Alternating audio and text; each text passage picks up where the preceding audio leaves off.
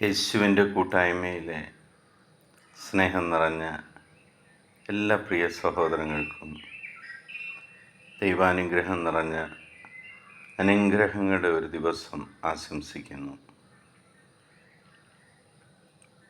ഇന്ന് നമ്മൾ ശ്രവിക്കുന്ന തിരുവചന ഭാഗം 44-ാം സങ്കീർത്തനം 3-ാം തിരുവചനം. വാളുകൊണ്ടല്ല അവർ നാട് പിടിച്ചടക്കിയത്, കരബലം കൊണ്ടല്ല അവർ വിജയം വരിച്ചത്.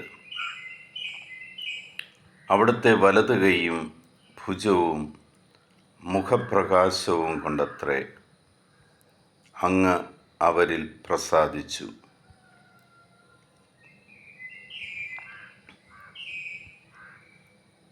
നമ്മുടെ പൂർവ്വപിതാക്കന്മാർ യുദ്ധത്തിൽ വിജയം വരിച്ചത് വാളുകൊണ്ടോ കരബലം കൊണ്ടോ അല്ല, അവരുടെ കൂടെ നിന്ന് അവർക്ക് വേണ്ടി യുദ്ധം ചെയ്ത ദൈവത്തിൻ്റെ വലതു കൈയുടെ ഭുജവും മുഖപ്രകാശവും കൊണ്ടാണെന്ന് വളരെ വ്യക്തമായിട്ട് സങ്കീർത്തനത്തിലൂടെ നമ്മൾക്ക് പറഞ്ഞു തരുന്നു. നമ്മൾക്കെതിരെ വരുന്ന ഏത് ശത്രുവിനെയും തകർക്കാൻ ദൈവത്തിൻ്റെ സഹായം മാത്രം മതി. ദൈവം നിന്നിൽ പ്രസാദിച്ചിരിക്കുകയാണെങ്കിൽ നിൻ്റെ മുഖം പ്രകാശപൂരിതമാകുന്ന കാണുമ്പോൾ ശത്രു നിൻ്റെ അടുക്കൽ നിന്നും ഓടിപ്പോകും. ദൈവീക സാന്നിധ്യം നിനക്കുണ്ടെന്ന് ഏത് ശത്രു മനസ്സിലാക്കുമ്പോഴും അവർ നിങ്ങളെ വിട്ടുപോകും. നിങ്ങളുടെ ശരീരബലം കൊണ്ടോ കരബലം കൊണ്ടോ ശത്രുവിനെതിരെ തിരിയുന്നതിന് പകരം ദൈവകരുണയ്ക്കായി പ്രാർത്ഥിക്കുക.